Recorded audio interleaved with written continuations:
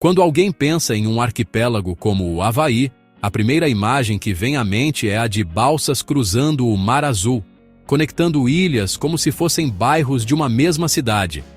Parece lógico, não é? Mas a realidade é bem diferente. Apesar de ser formado por mais de uma centena de ilhas, você não pode simplesmente navegar entre elas.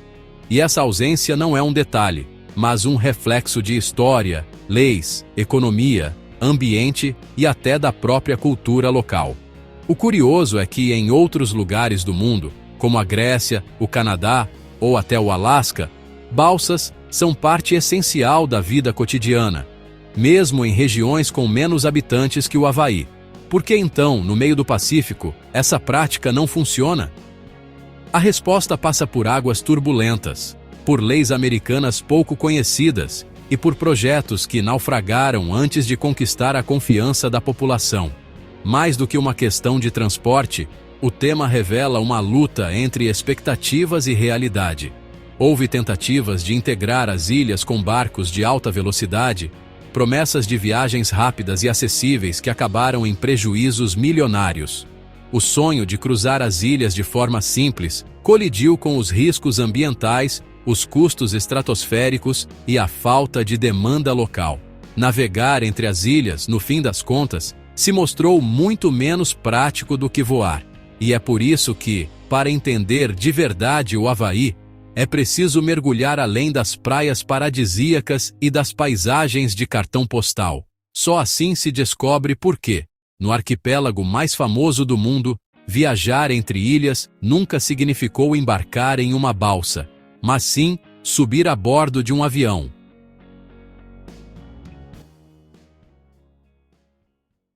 O Havaí ocupa uma posição singular dentro dos Estados Unidos. É o único estado que não está no continente norte-americano, localizado a milhares de quilômetros da costa do Pacífico. Sua entrada oficial na União aconteceu apenas em 1959, tornando-o o estado mais jovem do país. Esse detalhe histórico ajuda a explicar por que tantas de suas estruturas de transporte e integração ainda hoje diferem do restante do território americano. Além de sua localização isolada, o Havaí é reconhecido como o estado mais etnicamente diverso da federação. Asiático-americanos formam a maior parcela da população, e a convivência multicultural se reflete em sua língua, culinária e costumes. A ilha de Oahu, onde está Honolulu, concentra a maior parte dos moradores, abrigando também Pearl Harbor, um marco estratégico para os Estados Unidos. Cada ilha, porém, tem uma identidade própria, reforçando a sensação de que o Havaí não é um só, mas um arquipélago de múltiplas culturas.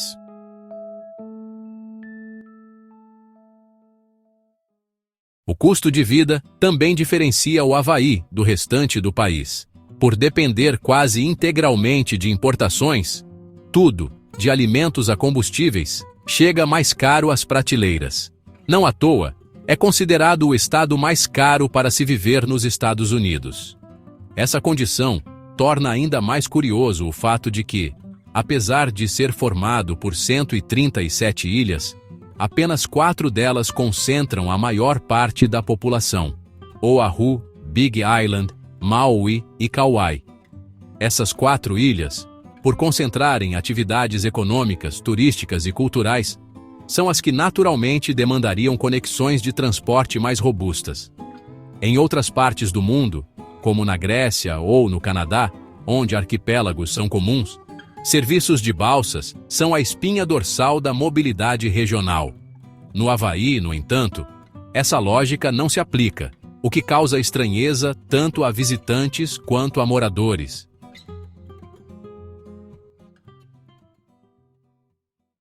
É justamente nesse ponto que surge a grande questão.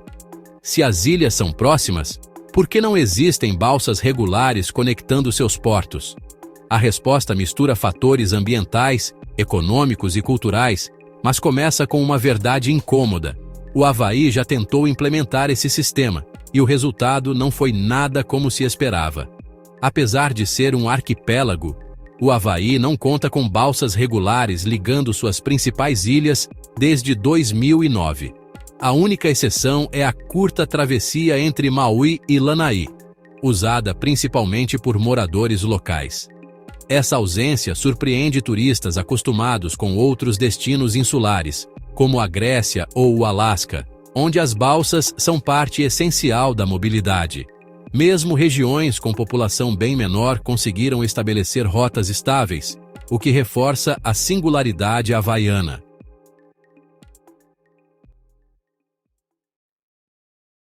O que se observa na prática é que a função das balsas foi substituída pela aviação. As ilhas são interligadas por dezenas de voos diários, rápidos e relativamente acessíveis. Um trajeto entre Oahu e Maui, por exemplo, leva menos de 1 hora e custa cerca de $100, ida e volta. Essa eficiência do transporte aéreo criou um padrão de viagem tão consolidado que hoje a população o enxerga como natural. Para muitos havaianos, voar se tornou tão corriqueiro quanto pegar um ônibus em grandes cidades.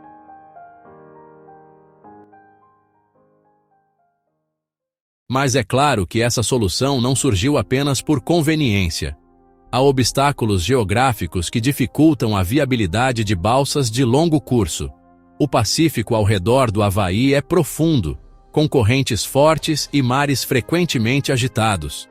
Isso significa que viagens entre ilhas maiores poderiam levar de 6 a 8 horas, em condições muitas vezes desconfortáveis.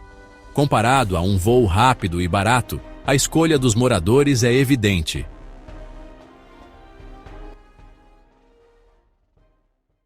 Outro aspecto é o impacto ambiental. Especialistas apontam que as águas havaianas são o habitat de baleias e outras espécies marinhas vulneráveis. O tráfego constante de embarcações grandes poderia ampliar os riscos de colisão e afetar ecossistemas já frágeis. A população local, cada vez mais consciente dessas questões, costuma resistir a propostas que possam ameaçar a biodiversidade da região. Assim, a ausência de balsas não é apenas um detalhe logístico, mas também uma decisão de preservação. Essa combinação de fatores, rapidez da aviação, mar revolto e sensibilidade ambiental, explica por que as balsas nunca se consolidaram no Havaí.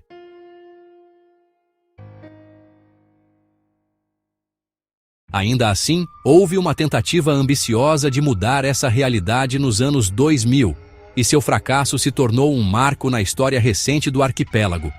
Nos anos 2000, surgiu uma proposta ousada, a Hawaii Super Ferry, um serviço de balsas de grande porte que prometia conectar as principais ilhas. A ideia parecia perfeita no papel, oferecendo viagens acessíveis para residentes e turistas, além de transportar veículos e cargas leves. O projeto chegou a ser visto como uma revolução para a mobilidade local, capaz de transformar a relação entre as ilhas e reduzir a dependência da aviação. Mas a realidade logo mostrou que o sonho estava cheio de armadilhas. Desde o início, o Super Ferry enfrentou críticas de ambientalistas. As águas do arquipélago são corredores naturais de baleias jubarte, e a passagem constante de embarcações pesadas aumentaria significativamente o risco de colisões fatais. Além disso, havia a preocupação com espécies invasoras. Animais ou plantas poderiam ser transportados inadvertidamente entre ilhas, afetando ecossistemas frágeis. As ações judiciais começaram antes mesmo do serviço decolar, criando um ambiente de desconfiança em torno do projeto.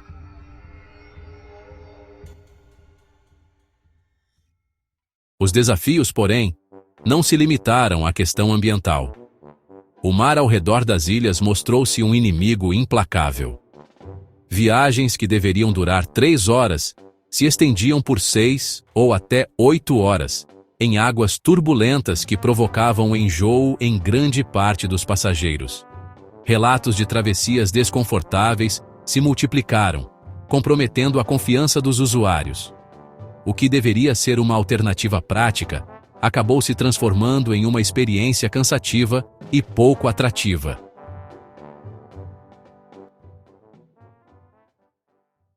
Financeiramente, o resultado foi desastroso. Em apenas 11 meses de operação, a Super Ferry acumulou prejuízos milionários. Os custos operacionais eram altíssimos e a demanda real ficou muito abaixo das expectativas. Mesmo com subsídios e incentivos, a empresa não conseguiu se sustentar. Quando fechou as portas, deixou para trás centenas de milhões de dólares perdidos e a sensação de que o Havaí não estava preparado para esse tipo de transporte.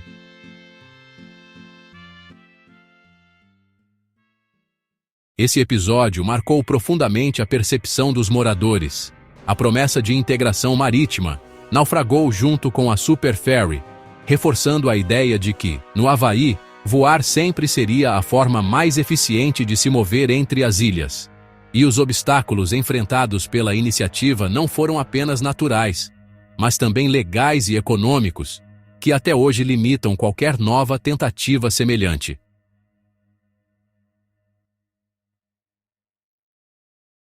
O fracasso da Super Ferry deixou claro que, além dos problemas ambientais e marítimos, havia barreiras legais e econômicas quase intransponíveis. Um dos maiores entraves vem de legislações federais como o Jones Act e o Passenger Vessel Services Act.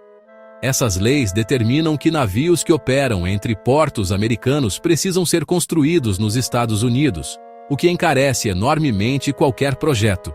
Enquanto países como a Grécia ou o Canadá compram embarcações a preços competitivos no exterior, o Havaí está preso a custos de produção muito mais altos.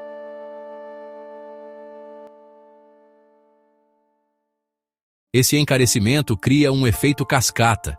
Para recuperar o investimento, os operadores precisariam cobrar tarifas altas, que dificilmente competiriam com o preço das passagens aéreas. O dilema se torna evidente. Mesmo que as balsas existissem, seriam mais caras, mais lentas e menos confortáveis do que os voos. Para uma população que já enfrenta o custo de vida mais elevado dos Estados Unidos, pagar mais por um transporte inferior simplesmente não faz sentido. Outro aspecto crítico é a dependência econômica do arquipélago. O Havaí não possui recursos naturais abundantes, como petróleo ou minerais estratégicos, que em outros lugares poderiam subsidiar grandes projetos de infraestrutura. A base da economia está no turismo e nas forças armadas, setores que já exigem altos investimentos do governo local. Criar um sistema de balsas regulares significaria aumentar impostos ou redirecionar recursos de áreas vitais, algo difícil de justificar politicamente.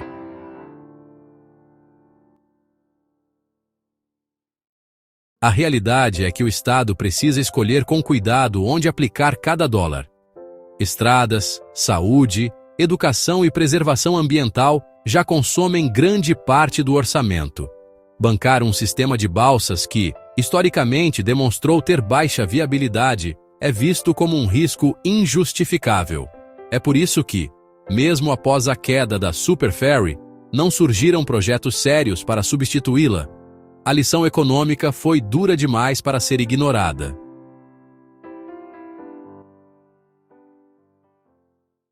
Dessa forma, os desafios legais e econômicos se somam às condições naturais, criando um bloqueio triplo contra a ideia de balsas no Havaí. Mas ainda falta um último ingrediente para fechar a equação: a própria demanda da população, que nunca correspondeu às expectativas colocadas nos projetos. Mesmo que as barreiras legais e os custos fossem superados, restaria a questão mais simples e ao mesmo tempo decisiva: a demanda. A maioria dos residentes do Havaí não costuma viajar com frequência entre as ilhas. Para muitos, a vida cotidiana acontece dentro de sua própria ilha, seja em Oahu, Maui, Kauai ou Big Island, e deslocamentos regulares não fazem parte da rotina. Esse detalhe, frequentemente ignorado por investidores, ajuda a explicar por que tantos projetos fracassaram antes mesmo de se consolidar.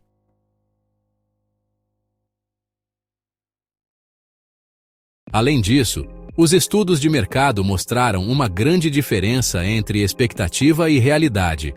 Os havaianos queriam viagens rápidas, de cerca de 3 horas, algo comparável a uma ponte marítima eficiente.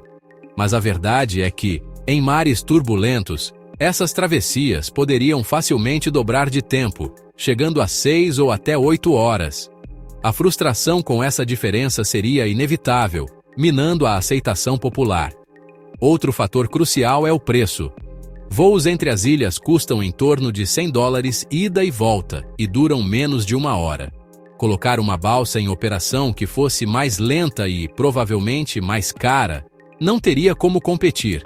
Com isso, os aviões se tornaram a escolha natural, prática, rápida e já totalmente integrada à rotina local.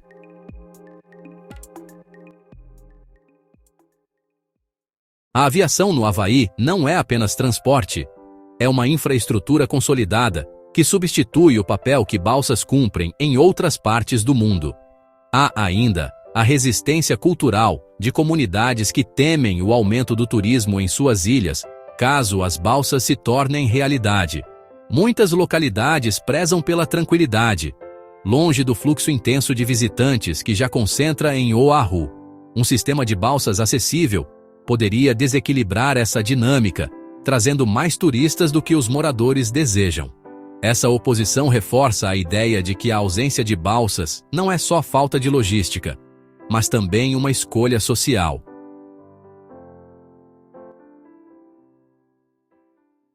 Assim, a resposta para a pergunta central fica clara. Não se navega entre as ilhas do Havaí porque não há condições naturais favoráveis, nem sustentação econômica, nem demanda suficiente. Voar acabou se tornando a solução mais lógica e eficiente, consolidando-se como o verdadeiro elo entre as ilhas. É dessa forma que o arquipélago mantém sua conexão interna, mesmo em meio ao isolamento do Pacífico.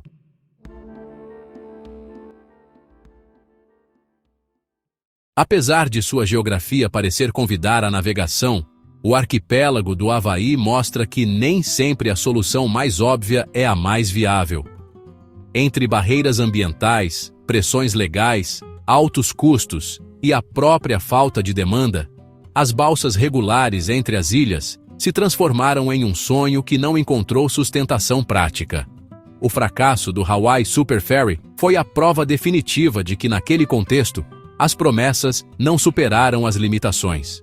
Com o tempo, os moradores e visitantes se acostumaram a depender do transporte aéreo, que se mostrou mais rápido, acessível e estável frente aos desafios do mar.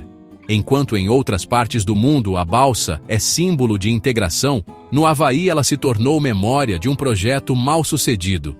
Lembrança de que a vida insular funciona sob suas próprias regras.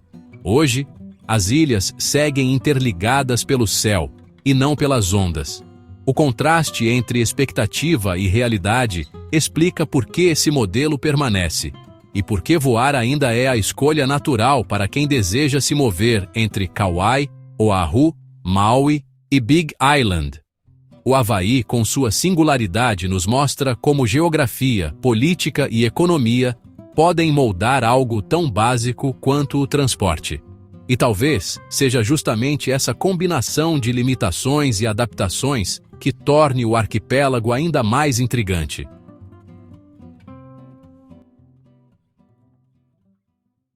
Se esse tema chamou sua atenção, compartilhe sua opinião nos comentários, deixe seu like e inscreva-se no canal. Assim você acompanha outras histórias curiosas que ajudam a entender como o mundo funciona em detalhes que, muitas vezes, passam despercebidos.